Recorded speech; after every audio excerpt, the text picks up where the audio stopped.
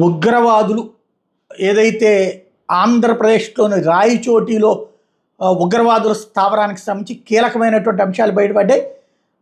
ఇటీవల రాయచోటిలో ఉగ్రవాదులు అబూబకర్ సిద్దికి, మహమ్మద్ అలీని తమిళనాడు పోలీసులు అరెస్ట్ చేయడం నేపథ్యంలో స్థానిక పోలీసులు ఇప్పుడు విచారణకు దిగారు.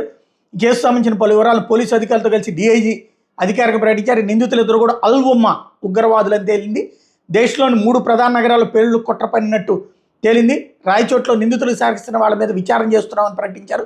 దాదాపు 50 ఐఈడీలు తయారు చేసే సామాగ్రి, పేలుడు పదార్థాలని స్వాధీనం చేసుకున్నారట. ఐసిస్, అల్ ఉమ్మా ఒకే రకమైన భావజాలం కలిగి ఉంటాయి. వాస్తవంగా ఐసిస్కి ఇండియాలో పేరే అల్ ఉమ్మా, అది ఇక్కడ గుర్తుపెట్టుకోవాల్సింది.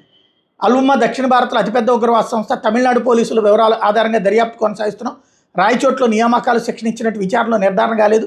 పేలుడు సామాగ్రి ఎలా వచ్చిందనే దాని మీద విచారణ చేపడుతున్నాం. ఈ కేసు మీద ఇంటెలిజెన్స్ ఏజెన్సీలు పనిచేస్తున్నాయి.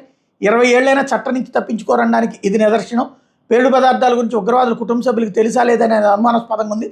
వాళ్ళకి తెలిసే చేశారా లేదా అనేది విచారణలో తేలుతుంది. ఉగ్రవాదులు టెక్నికల్ ఎక్స్పర్ట్స్.